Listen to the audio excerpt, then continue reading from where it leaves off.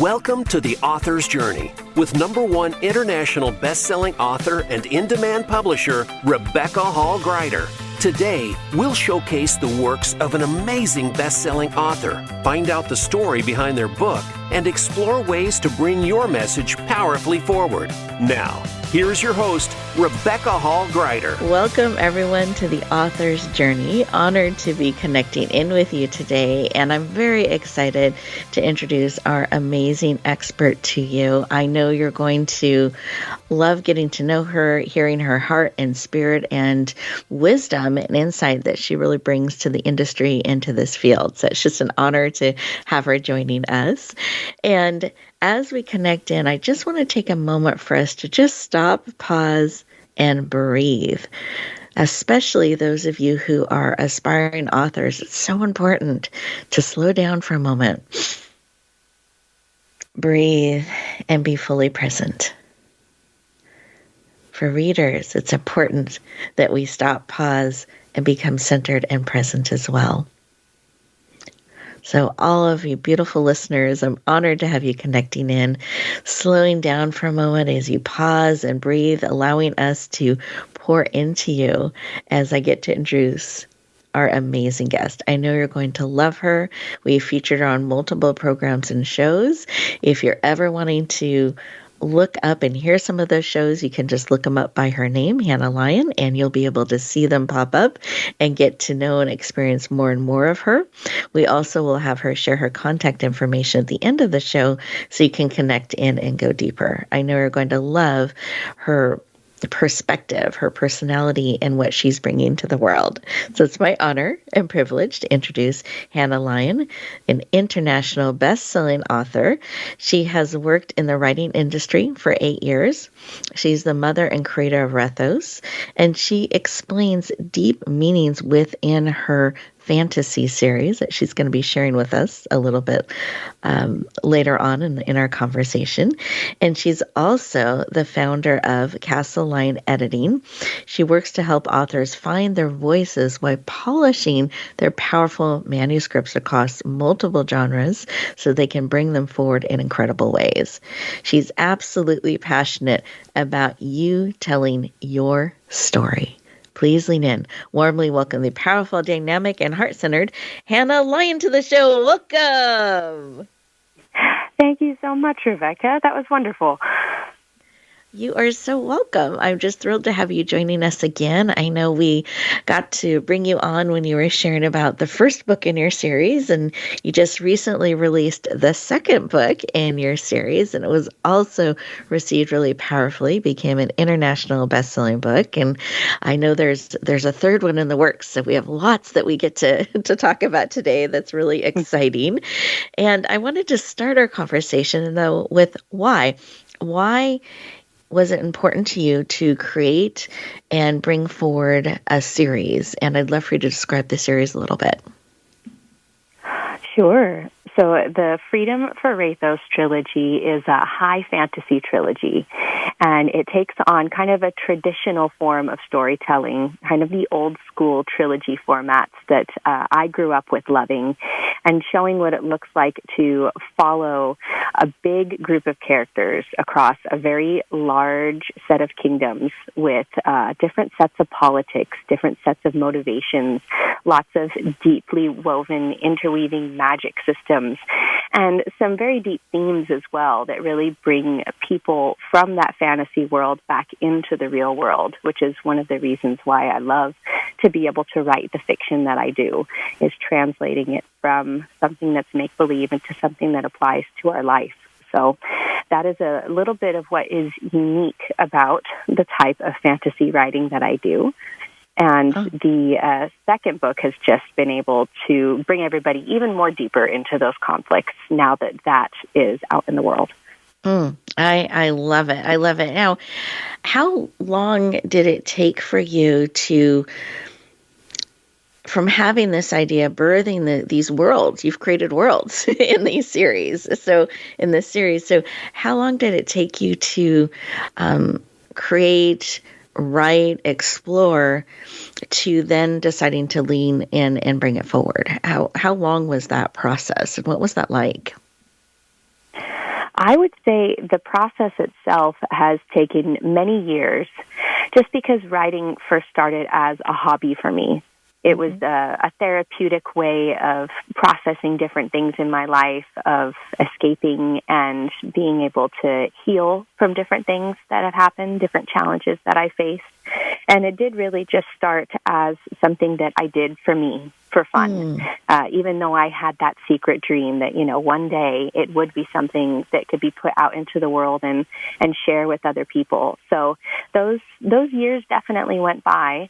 And when it turned into something more serious, more professional, crafted into what it is today, happened about 8 years ago when I met a professional in the writing industry and was able to get a lot of incredible feedback and coaching from her to be able to take what I had written just for fun and see what it would look like to turn it into something like the fantasy novels that I grew up with, that I could be absolutely proud of.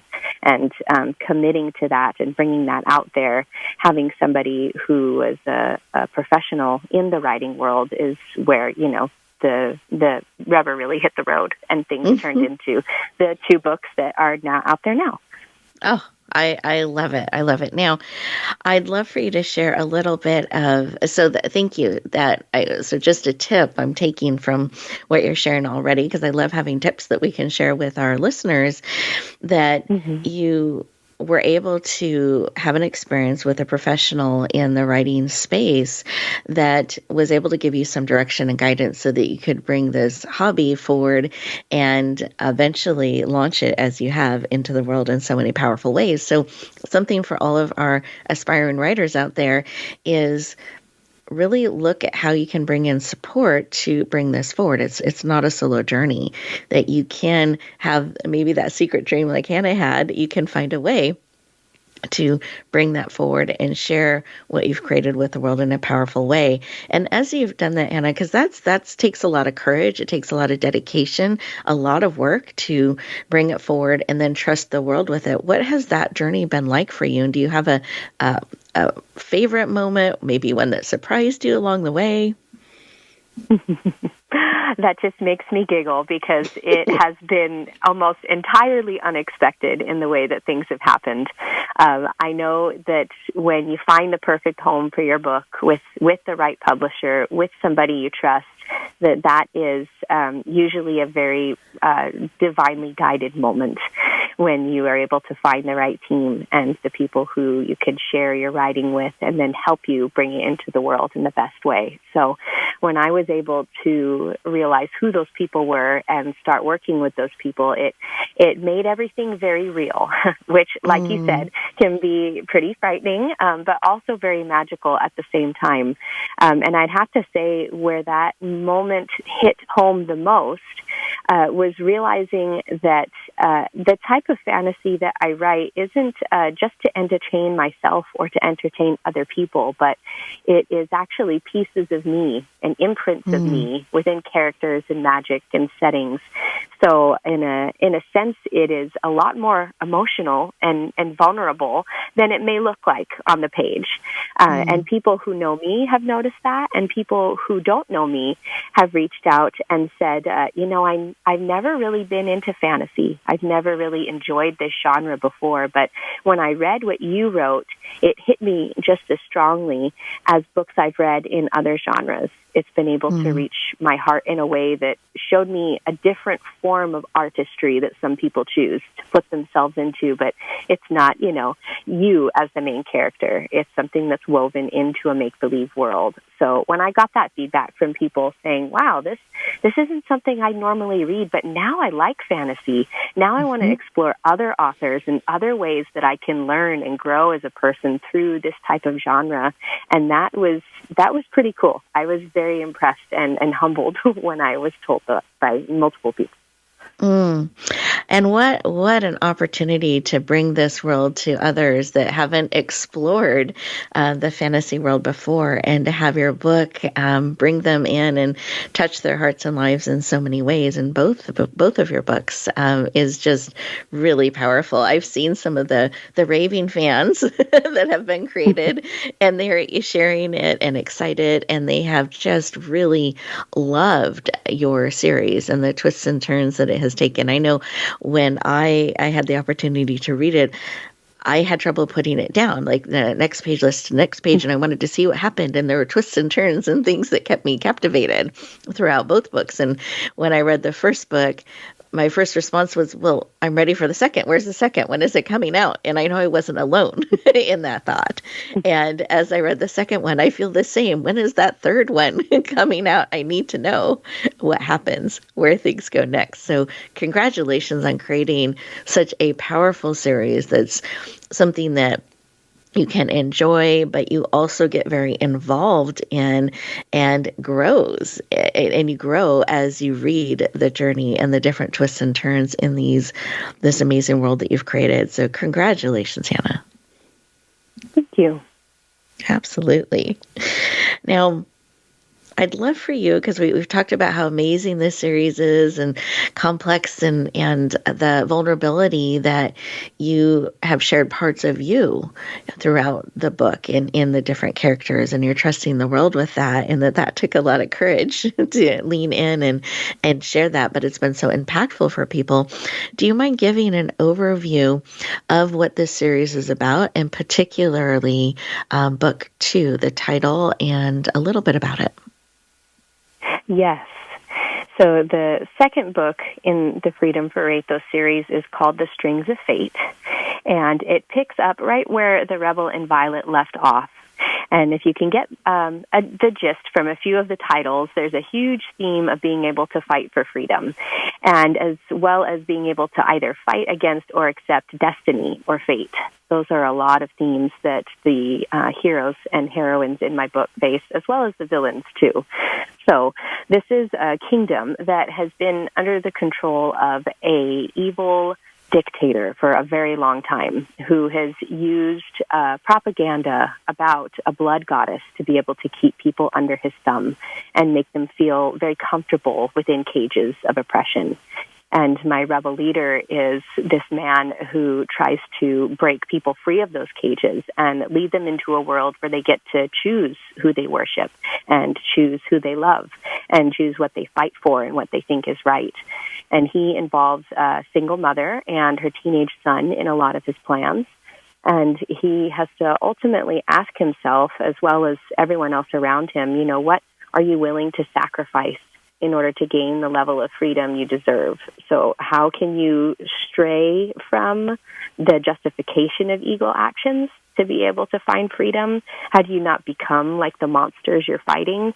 Those are a lot of questions that range from book 1 and go even deeper into book 2, when we start to learn the backstories of all these characters, including goddesses, including villains, and just seeing what motivates everybody and why they do what they do.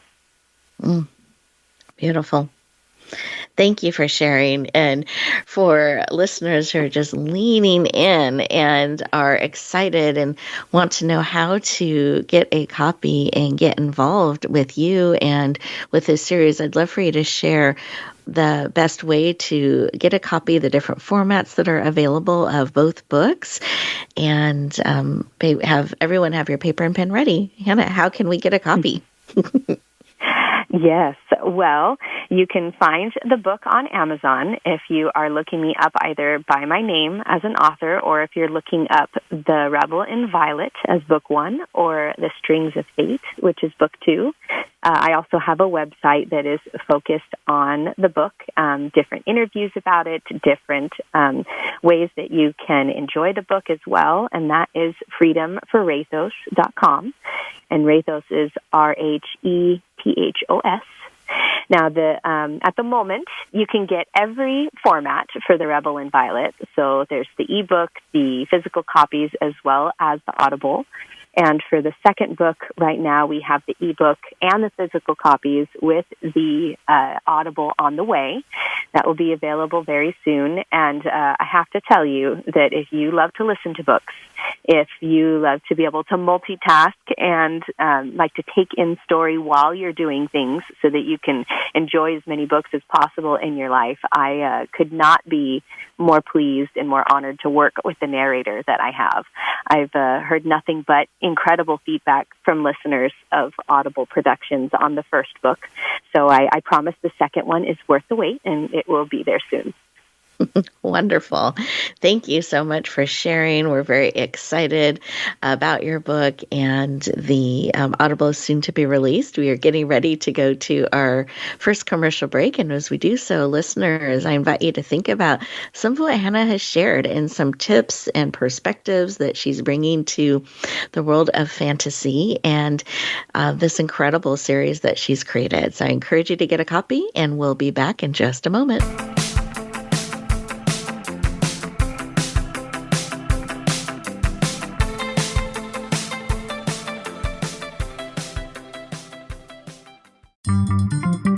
Voice America is on LinkedIn. Connect with us today.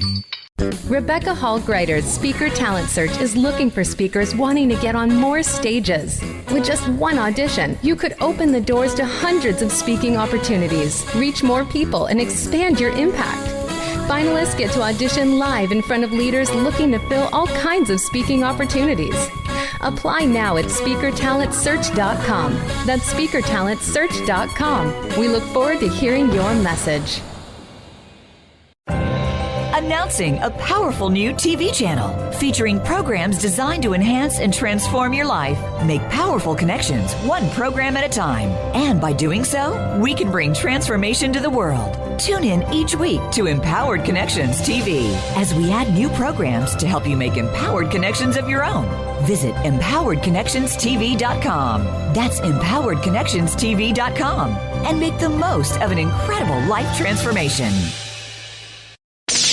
The Internet's #1 talk station. #1 talk station. VoiceAmerica.com.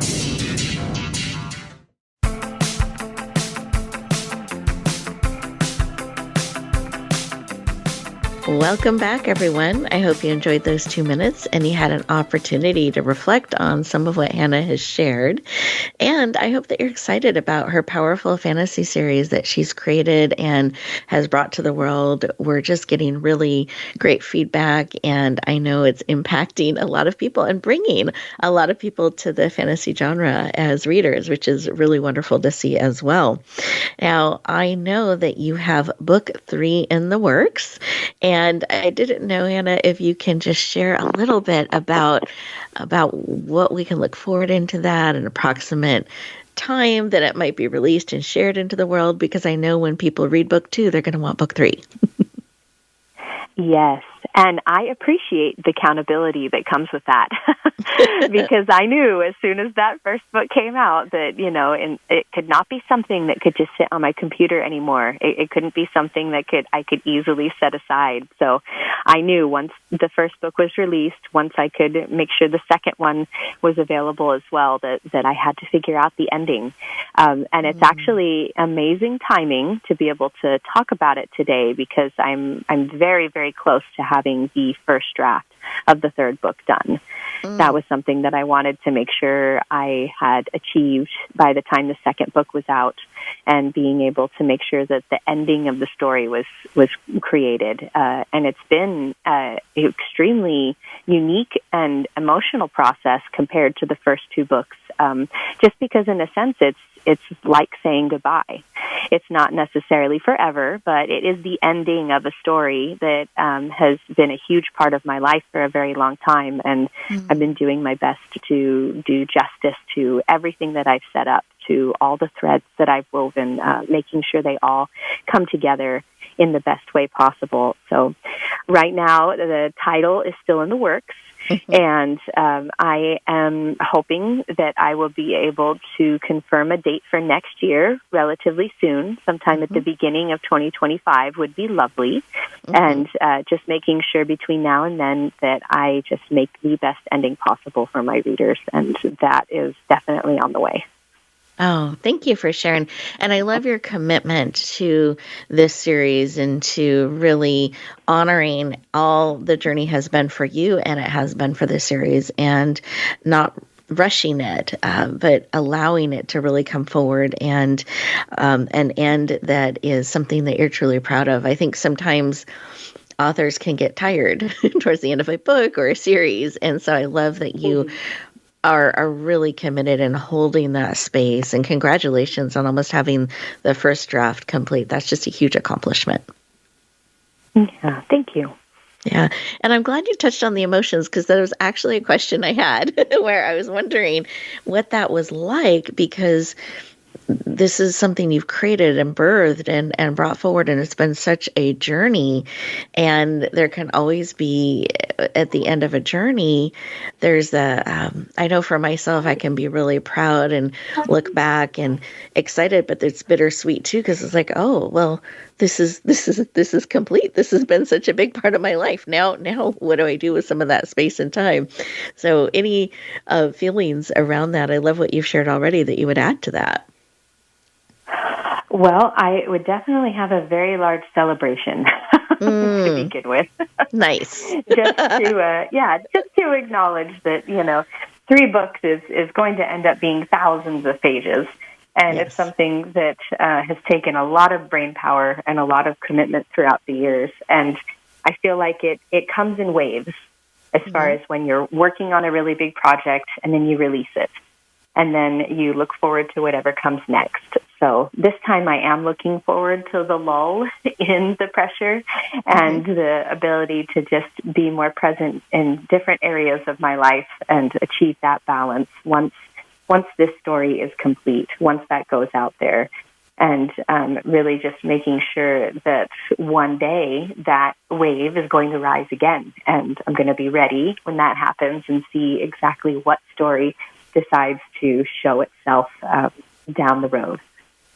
Beautiful. Thank you for sharing. I appreciate that. And congratulations again on creating such a powerful series. And I wanted to take some time today also to talk about what you do and help other authors with as well. So I love what you've created and you've brought to the world. And then you also have walked beside so many authors. You're very familiar with the journey of bringing their manuscripts forward and really helping them honor their voice and polishing them up. And so I'd love to tap into some of your wisdom and expertise in that area today as well, if you're okay with that.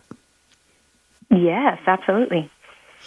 So as you think about when you're working with an aspiring author, let's say this is a new journey for them, and they want to write and they've started to write, do you have any tips or piece of advice that you would give them to help them bring it fully forward?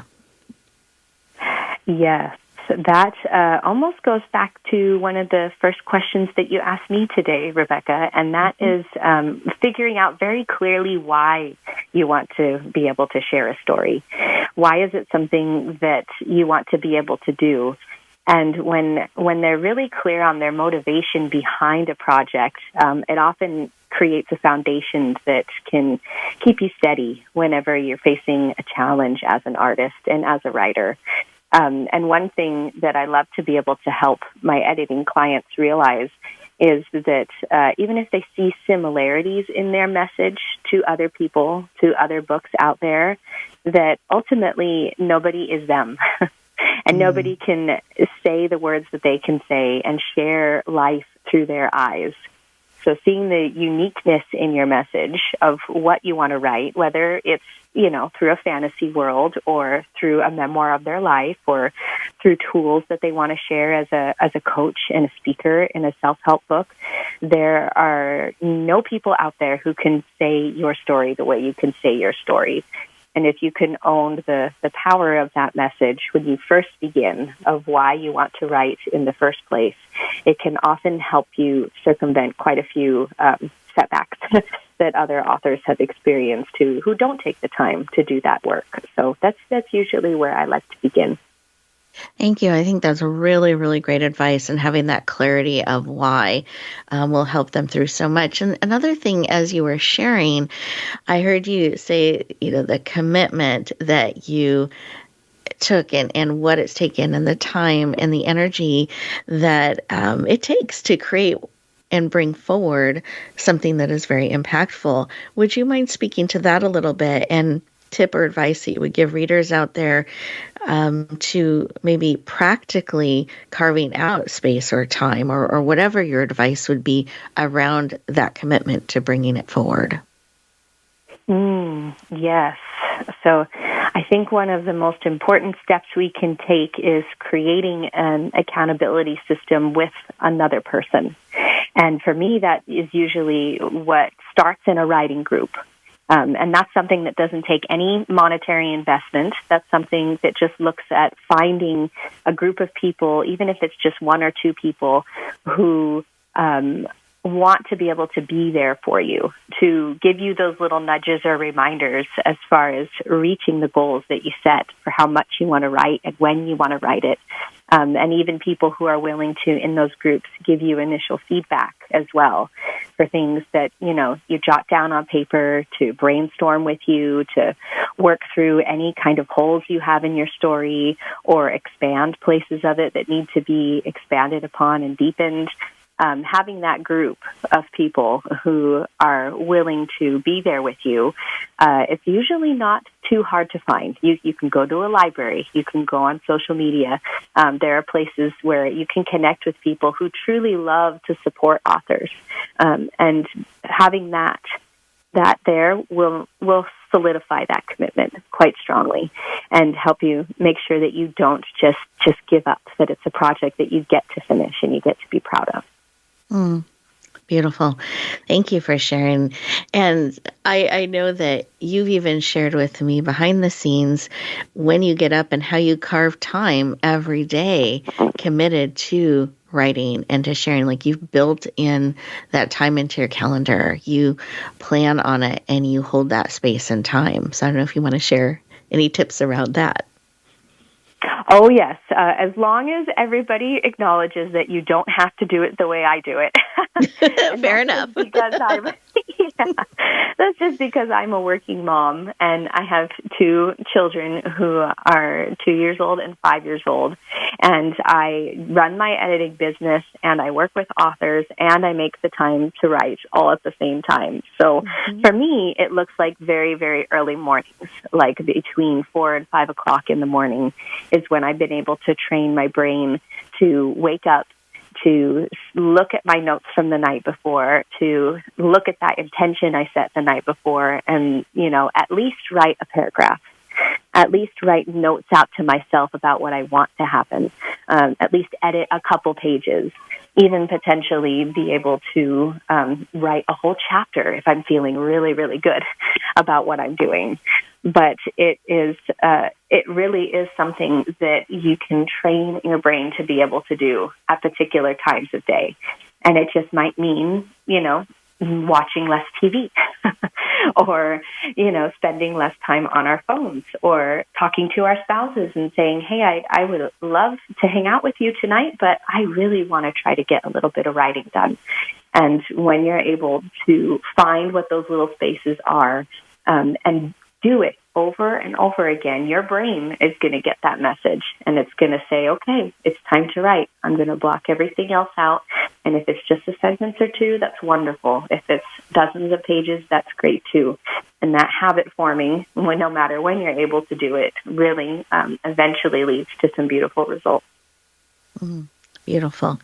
Thank you for sharing. I appreciate it. And I just really am thankful for the time that we're able to spend together today. I know that it's a busy time when your book has just come out and you're working on the other behind the scenes and it's at the stages it is. So I just really appreciate you carving out the time to share with us today. And any final advice or message on your heart as you're reflecting back on our conversation today you'd like to share with our listeners? Well, I would have to say that realizing my dream of being able to be a published author, to work as an editor in the publishing world, has not been easy. It has been one of the biggest challenges that I faced, and finding that balance between what I get to do as an editor and finally be able to share as an author has been an ultimate struggle. And many times I thought that it would not be something that I would be able to make real, that there are too many other more important things that could potentially come up and should be valued above those parts of who I am as an artist. And yet I was able to push back those negative voices in my head. I was able to own my own skills that I can provide for other people and that I can put in my own writing. And the beauty that I've been able to experience, the connections with people because of the editing I do and because of the writing that I've shared, are things I never would have been able to get out of this life otherwise. So anybody who is having a hard time making the time, owning their message, seeing the value in their voice, realize that there are such miracles waiting on the other sides of those doors that you should not deny those to yourself. You should keep moving. You should keep writing. You should never put that head down as much as you can help it, because I have a very strong view that those things are going to turn into something beautiful for you no matter what you're writing. So I am just more than happy to be here, to be able to tell everybody about that and to see what books come out of other people who can embrace the power of their own story as well. I love that.